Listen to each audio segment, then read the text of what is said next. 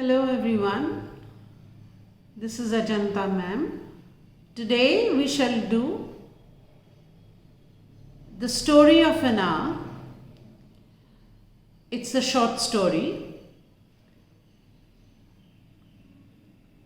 Story of an hour is written by Kate Chopin.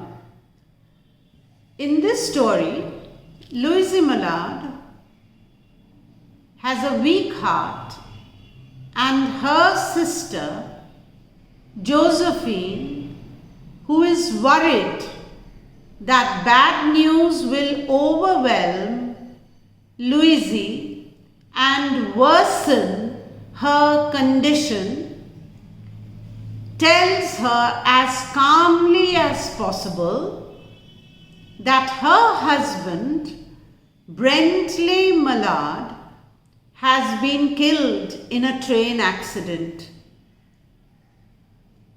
Brentley's friend Richards, who learned about the accident while spending time at the newspaper office, asked Josephine to deliver the news of the tragedy to Louise. And now he stands by as Louise hears that her husband has died. Now, women were expected to be passive and delicate in the 19th century.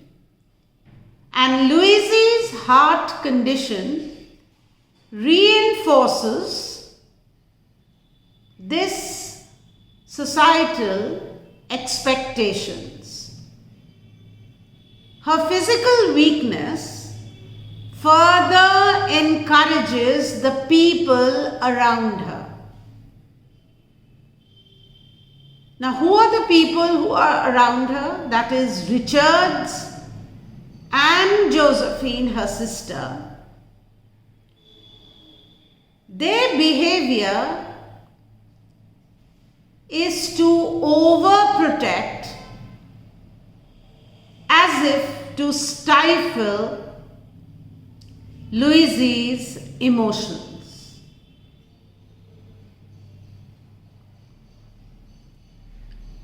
This foreshadows as to what is going to happen later in the story. Unlike other women of a time period who become paralyzed by denial when confronted by bad news, Louise weeps into Josephine's arms with wild abandon. This means that Louise is a strong woman and her strong reaction to this bad news creates tension because it goes against society's sexist expectations. And it also challenges her body's health-related limitations, that is, her weak heart.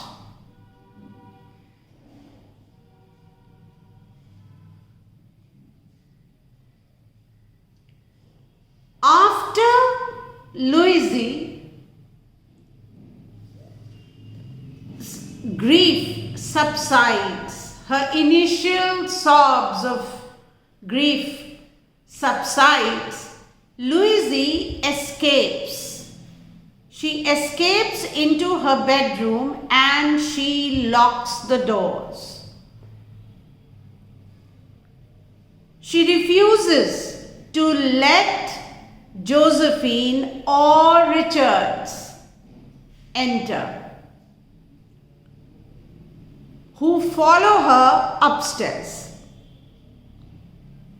Alone, Louise falls into a chair placed before an open window.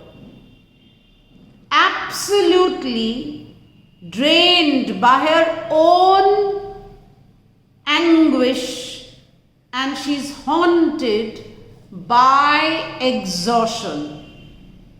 She's completely exhausted, tired. She rests in the chair and looks out of the window in front of her. Here, Louise Mallard's desire to be alone with grief is the first indication of her inclination towards freedom and independence, especially in regards to the handling of her own emotions. In keeping with the idea that she is weak, though she is physically exhausted by sobbing.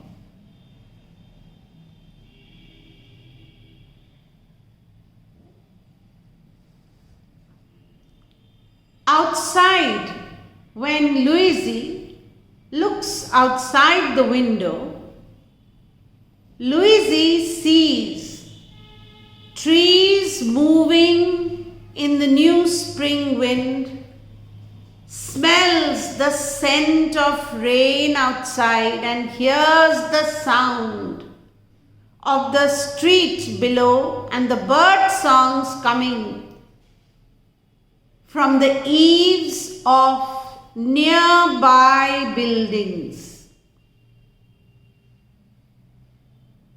Her face fixes in a blank stare as she looks at the several swaths of the blue sky stretching out between the clusters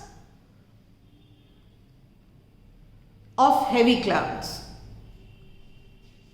And although she fights it, trying hard to resist, she senses a feeling approaching her.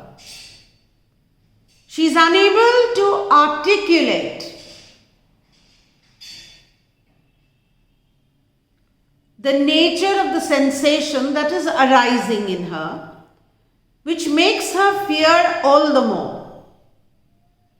And it seems ever present, reaching out from the sky and coming to her through the smells that drift around her.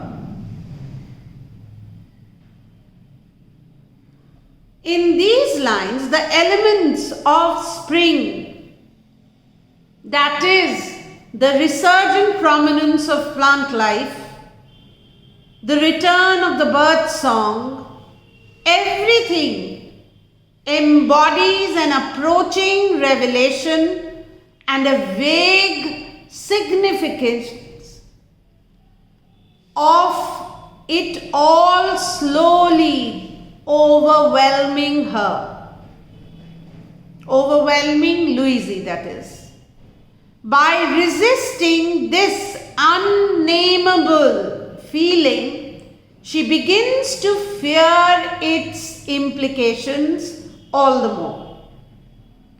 It is notable that the sensation seems to reach out to her from the sky and air, indicating its vast and all-encompassing strength.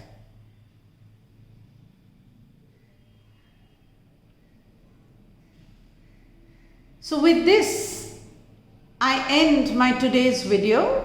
Please stay tuned for a complete analysis of this short story and keep watching my videos.